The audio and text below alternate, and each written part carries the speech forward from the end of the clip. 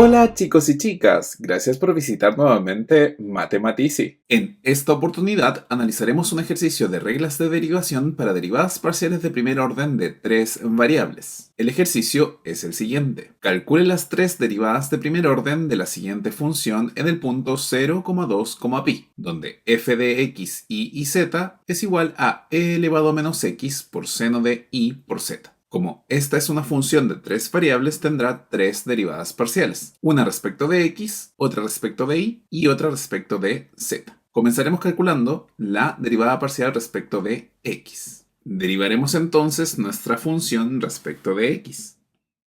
Recordemos que al derivar respecto de x, las demás variables funcionan como una constante. Por lo tanto, como seno de y por z no depende de x, saldrá de la derivada. Así nos quedará solamente la derivada respecto de x de la exponencial por seno de y por z. La derivada respecto de x de e elevado a x es la misma, pues la derivada de la exponencial es la misma. Así vamos a tener e elevado a menos x, pero no olvidar que debemos multiplicar por la derivada respecto de x de su argumento. Por lo tanto, tendríamos e elevado a menos x por la derivada parcial respecto de x de menos x por seno de y por z. La derivada parcial respecto de x de menos x es menos 1. Así tenemos e elevado a menos x por menos 1 por seno de y por z. Lo que resulta en menos e elevado a menos x por seno de y por z. Como ya hemos calculado nuestra derivada parcial respecto de x, la evaluaremos en el punto 0,2, pi. Con lo que tendremos que la derivada parcial respecto de x evaluada en el punto resultará menos e elevado a menos 0 por seno de 2 por pi. Todo número elevado a 0 es 1, por lo tanto nos quedaría menos 1 por seno de 2pi, y seno de 2pi es 0. Recordemos que 2pi es 360. Así tenemos menos 1 por 0. Menos 1 por 0 es 0, por lo tanto ese es el resultado de nuestra derivada parcial. En resumen, tenemos que la derivada parcial de f respecto de x evaluada en el punto 0,2, pi es igual a 0. Calcularemos ahora la derivada parcial de nuestra función respecto de y. Como estamos derivando respecto de y, la exponencial puede salir, puesto que solamente depende de x. Así nos quedaría e elevado a menos x por la derivada parcial respecto de y de seno de y por z. La derivada de seno es coseno. Sin embargo, no debemos olvidar que se debe multiplicar por la derivada del argumento. Así resultaría e elevado a menos x por coseno de y por z por la derivada parcial respecto de y por z.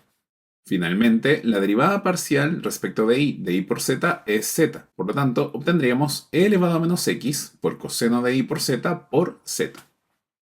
Así tenemos entonces el valor de nuestra derivada parcial respecto de y. Ahora solo queda evaluarla en el punto. Nos quedaría entonces e elevado a menos 0 por coseno de 2 por pi por pi. E elevado a menos 0 es 1, coseno de 2pi es 1, así que tendríamos 1 por 1 por pi, lo que finalmente resulta pi. Así, el valor de nuestra derivada parcial respecto de y evaluada en el punto 0,2, pi es pi. Solo nos queda calcular la tercera derivada y última que se hace respecto de z.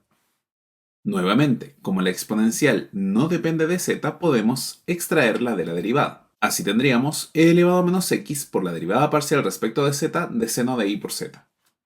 La derivada parcial respecto de z de seno es coseno de y por z. Sin embargo, nuevamente, no debemos olvidar multiplicar por la derivada parcial del argumento. En este caso, el argumento de seno es y por z, con lo que resultaría e elevado a menos x por coseno de y por z por la derivada parcial respecto de z de y por z. La derivada parcial respecto de z de y por z es y, por lo que esto sería equivalente a e elevado a menos x por coseno de y por z por y.